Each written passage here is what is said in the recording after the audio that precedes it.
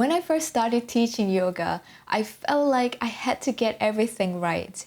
In every pose, every cue, every sequence, I cared so much about doing it right, and that mindset made me exhausted, and it made teaching way more stressful than it needed to be. Over time, I realized that almost every new yoga teacher goes through this. That pressure to be perfect, that pressure to have it all figured out. If you have ever felt that, I hope something I share in this video will help you. My name is Thao and I have been teaching yoga for a few years. Looking back at those early days, I could see so clearly the mistakes that I made, and that's exactly what I'm going to share with you. 3 mistakes and what I have learned from them along the way. The first mistake I kept making was something almost every new yoga teacher does: over-planning classes. I planned almost every class in details. I would sit for hours, rewriting the sequence, asking myself whether this class is good enough, whether this class is creative enough, whether it's different than the previous class. But what I didn't realize was I prepared my class out of fear. Fear of forgetting the sequence, fear of being judged, fear of not being good enough as a teacher. And when I walked into the room, that fear followed me. I was so focused on remembering my plan, and if something happened unexpectedly, I freaked out and I didn't know what to say. Over time, I learned that having a plan is a good starting point, but it's not a rule book that you have to follow step by step. Teaching well isn't about trying to control the room based on what you plan, but to read the room.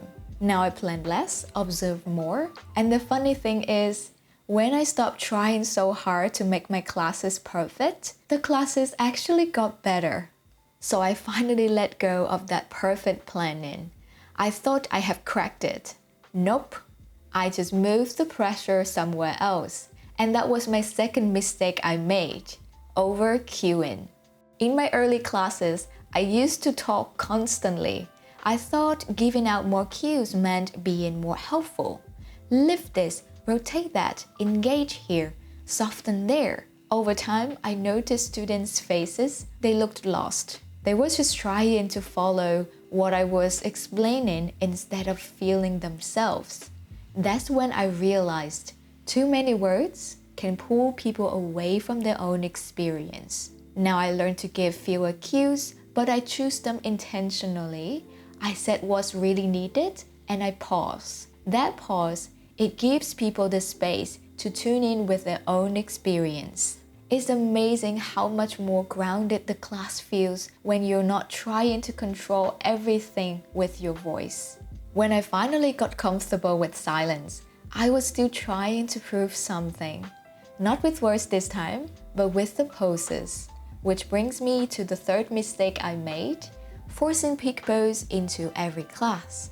I thought every class needed to build up to something impressive: a wheel pose, a crow pose, a headstand, you name it. Part of it was creativity, but honestly, part of it was ego. I wanted students to leave feeling like they had achieved something. But I slowly noticed that not every class needs to be exciting or challenging. Some days, students just want to relax. Some days, the energy in the room is really low and pushing towards a peak pose will just create more resistance. And here's the truth: when students leave, they won't remember the exact poses or the sequence that you thought, but they remember how the class made them feel. These days, I still build my classes around a theme, and the theme doesn't have to be a peak pose. The theme might be a body area, like hips, shoulders, or spine. Or it might be a movement focus, like balance, strength, or stability. Once I choose the theme and the feeling that I want to convey, the structure of the class becomes clear. And that shifts from chasing the peak pose into creating meaningful experience has changed the way I teach completely. From all of those mistakes, I finally understood something. Teaching isn't about hitting the peak pose or getting everything right. It's about noticing what your student needs, trusting yourself, and being open to feedback along the way. The moment I stopped trying to impress and started trying to connect, everything changed. Teaching becomes more enjoyable and it becomes more natural. If you teach, I would love to hear what is the one thing that you have learned from your first class. Or if you are a student, what do you appreciate the most from your teacher? Leave it in the comments because I would love to read your stories. If this video resonated with you, please like and subscribe to support my channel. Until next time, take care.